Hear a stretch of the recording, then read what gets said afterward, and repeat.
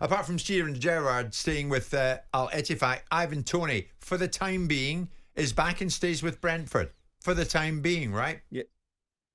Yeah, I think for the time being is key here because he's come out publicly now, isn't he, Ivan Toney?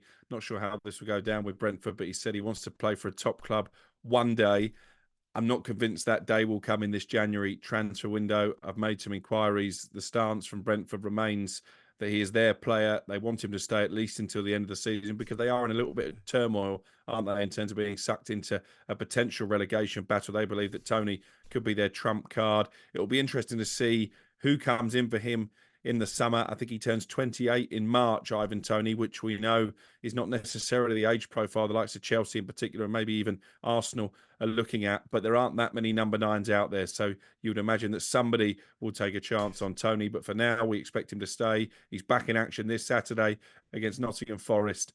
And it's written, isn't it, that Ivan Toney returns with a bang because you sense he's got a lot of frustration that he might just take out on that Forest defence. He could well do. Simon, before I get your take on it, this was Ivan Toney talking to Sky Sports. I don't know. You can never predict when's the right time to move elsewhere. But, I mean, it's obvious that I'd like to play for a top club. Everybody wants to play for the top clubs, fighting for titles and these kind of things. So whether it's this January, the right time was to be, a club was to come in and pay the right money, who knows? But my main focus is doing what I do on the pitch and let the background work take care of itself. I think what was missing there is my main focus is doing what I do on the pitch for Brentford. I've no interest in moving away.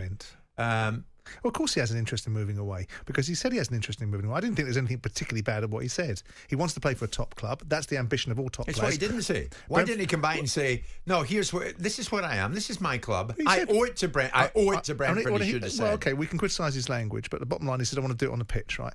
And he will only be sold if Brentford allow him to be sold. So he knows his position and where it all is, and he knows that Everton want to cash in, Brentford want to cash in on him. Interesting thing with buying Ivan Toney is you buy him for football reasons, not for financial reasons. Because buying a 28-year-old at his stage and what he's going to likely to cost, which is somewhere between 60 and 80 million quid, will not be an economically valuable decision because the resale value on him will probably be less if he stays at a top football club for 2 or 3 years. But he will give people footballing outcomes. Hang on a second. If you at Palace had a player who had been banned for 8 months because of betting violations, comes back and doesn't say, my main focus is doing it on the pitch for this club, my club, who stood by me in the last 8 months and supported me and paid my wages. Yep. You'd be taking the paint off the wall. So let me tell you the alternative side of that conversation. I would have also been in the conversation with the player for the last 6 months, know precisely what's going to happen, precisely what I want to achieve, know full well that the player is going to be sold, and it's really about how I extract maximum value because I'm a realist. And the reality is Ivan Toney is leaving Brentford. The quantum is the decision. So there's no point arguing about what he says in the press conference about whether he's enthused about getting on the pitch with Brentford. I already know what's happening with Ivan Toney. I know what I want for him. I know what I'm doing with him. I know what he's going to do when I tell him to behave himself and not cause any problems during the January transfer window. I've already made all those decisions, so I wouldn't be worrying about little lines for the press about what he does and doesn't say. Oh, lovely. Chelsea and Broja, where are we at with that, Alex? Well, this was one we spoke about yesterday in terms of Wolverhampton Wanderers having an interest in Armando Broja. As I was saying then, that interest is a low move at this stage. I think Chelsea are looking for something more permanent. Some of the figures that are being banded around for Armando Broja, who we spoke about yesterday, really has only ever done it for, a 15-game period at Southampton. Chelsea looking for at least 35 million was one figure I was given yesterday. If they can, they'd like to extract nearer 60 million for Armando Broja. I don't see anybody paying that in this transfer. Why not go to 100? What about 120? I mean, Simon, it's ridiculous, isn't it? Alex is right. Ask for 60 million. 35 you heard yesterday. They'll take 30. I mean, ask for 60 million quid. Someone might be fool enough to pay 45, and you've done your business, haven't you? Yeah. Anthony Martial. I remember him. Who? What's going on, Alex? Absolutely. I think he used to be a footballer. Maybe that's a little bit cruel. Listen, he's had a lot of injuries, in inverted commas. He's had illness of late as well. We know that he's now training away from the first team. There always seems to be somebody training away from the first team at Manchester United. This was reported yesterday as him being exiled. Manchester United have played that down. Sources there suggesting it's not uncommon for players coming back to fitness to train away from the group to build up full match sharpness before returning to training. But I just have a suspicion there is more to this with Anthony Martial. I think there's a suspicion amongst the coaching staff that he's not a player who particularly hurries when he's sidelined to get himself fit and available. And I wonder how much more we will see of Anthony Martial in a Manchester United shirt. They're desperate to move him on this transfer window.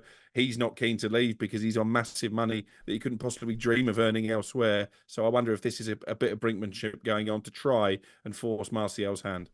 It's got to move sometime, surely. Get rid of him. Get rid of him, yeah. Everything that Man United have represented, which is not good, embodies itself in players like Anthony Martial, I'm afraid. Yeah, sure. Let's finish with Ipswich going well in the Championship, and are they going well in the market?